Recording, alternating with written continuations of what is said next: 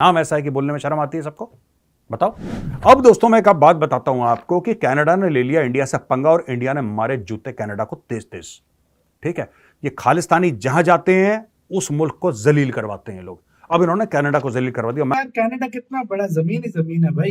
India से 2 गुना बड़ा है। इंडिया से 3 गुना बड़ा है। तो उस 3 गुना बड़े देश में अब तुम्हें इतनी जमीन नहीं मिल सकती कि तुम उधर खालिस्तान अपने को टाउन बना लो, उसका नाम रख लो, या अपना तुम लोग कनाडा से मांग लो। ट्रूडो तुम्हारा इतना ख्याल रखता है तो भाई तुम लोग मांग लो। चल जाती है और जिस कंट्री से हम मुकाबले की बात करते हैं ना, वो उन कंट्रीज को बॉयकॉट करता है। कनाडा को भी भारत बॉयकॉट कर रहा है 5 दिन के अंदर अंदर अपने सफीर को निकालने। मेरी बात सुने, कनाडा को बॉयकॉट कर रहा है और हम कनाडा या इस तरह के कंट्रीज के पास जाने का ख्वाहिश रखते हैं, सोचते हैं। इस लेवल पे वो जा चुके हैं, हमें मुकाबला कर सकते हैं। आप बताएं इस टाइम जो कंडीशन है, कश्मीर की बात करें, ओवरऑल बात करें, हम मुकाबला कर सकते हैं ओवरऑल।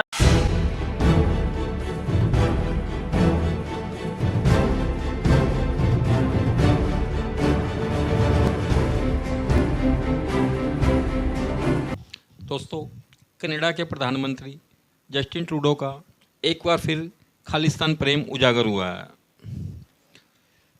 खालिस्तान के मोह में वो इतना आगे निकल चुके हैं कि वो भारत जैसे विशाल देश के साथ भी अपने संबंध खराब करने पर उतारू हैं।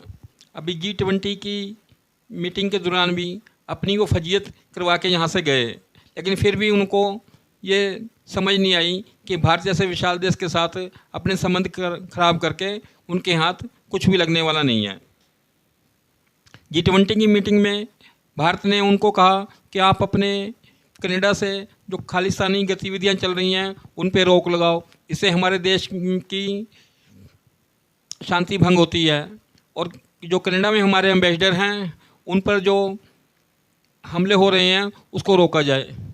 परंतु इसके उल्ट वो खुद इल्ज़ाम लगाने लगे कि अभी जो 18 जून को कनाडा के अंदर खालिस्तानी हरजीत सिंह निज्जर की जो हत्या हुई है, गुरुद्वारे के बाहर किसी ने गोली मार के उनको मार दिया, उसका आरोप भारत की एजेंसियों पर लगाने लगे, जिसको कि भारत की सरकार ने बिल्कुल एक सिरे से नकार दिया कि ये बात गलत है। इसी द्वेष को लेके मन में वो कनाडा वापस गए और आज उन्होंने अपनी पार्लियामेंट में ये भाषण दिया और लोगों को अवगत कराया कि हमने भारत के राजनीतिक को बुलाकर उसको 5 दिन के अंदर देश खाली करने को कह दिया। तो उनका ये खालिस्तानी प्रेम एक न एक दिन उनके देश को भी ले डूबेगा। कहते हैं कि हमारी पहली प्रायोरिटी है कि खालिस्तानी हो चाहे कोई भी हो, अगर वो कनाडा का नागरिक है तो उसका हमें साथ देना है और उसको बचाना हमारी जिम्मेवारी है। भारत की एजेंसियों ने यह गलत किया है। उनका ये इल्ज़ाम भारत सरकार बिल्कुल भी मानने को तैयार नहीं है। देखा जाए तो कनाडा भी पाकिस्तान की राह पर चल पड़ा है। खुद उग्रवादियों को शरण देते हैं, उग्रवादियों की गतिविधियों में खुद लिप्त होते हैं और फिर सीधा भारत को इल्ज़ाम लगाते हैं।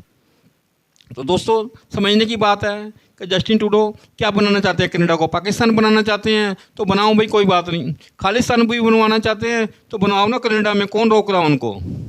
इतना ज़्यादा प्रेम है क्योंकि उनकी सरकार ही खालिस्तान के दम पर चल रही है इस समय। भारत सरकार ने भी क्रिया की प्रतिक्रिया करते हुए तुरंत उनके एम्बेसडर को बुलाया और उनको भी निष्कासित कर दिया और 5 दिन के अंदर अंदर देश छोड़ने के लिए कह दिया गया। तो भारत पहले वाला भारत नहीं है, ये किसी के आगे झुकने को तैयार नहीं है। आइए सुनते हैं ये ट्रूडो जी अपने क्या कह रहे हैं पार्लियामेंट के अंदर। पहले मिस्टर स्पीकर, आज मैं एक बेहद गंभीर मुद्दे पर बोलने के लिए खड़ा हुआ हूँ। मैंने विपक्ष के नेताओं को इस बारे में जानकारी दे दी है और अब मैं कनाडा के सभी लोगों से बात करना चाहता हूँ। बीते कुछ हफ्तों से कनाडा की सुरक्षा एजेंसियाँ भारत सरकार के एजेंट और कनाडाई नागरिक हरदीप सिंह निज्जर की हत्या के बीच संभावित रिश्ता होने से जुड़े आरोपों की जांच कर रही थी। कनाडा में कानून का राज चलता है। हमारे नागरिकों की सुरक्षा और हमारी प्रभु समता की सबसे ज़रूरी चीज़ है। हमारी 2 शीर्ष, पहला हमारा कानूनी अनुपालन और दूसरा सुरक्षा एजेंसियां सभी कनाडाई नागरिकों की सुरक्षा सुनिश्चित करें और दूसरा इस हत्या के दोषियों को सज़ा मिले।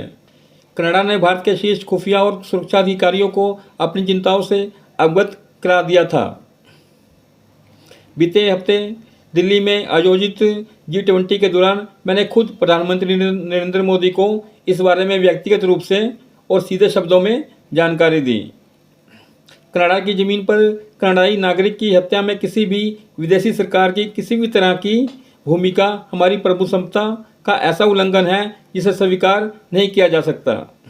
दोस्तों, जिसके कारण ये विवाद बढ़ा है, हरजीत सिंह निज्जर जिनकी हत्या हुई है, खालिस्तान समर्थक की हत्या जो कि गुरुद्वारे के बाहर कनाडा में ही हुई है, उसके लिए वो इतना परेशान हो रहे हैं, जबकि वो वांटेड था।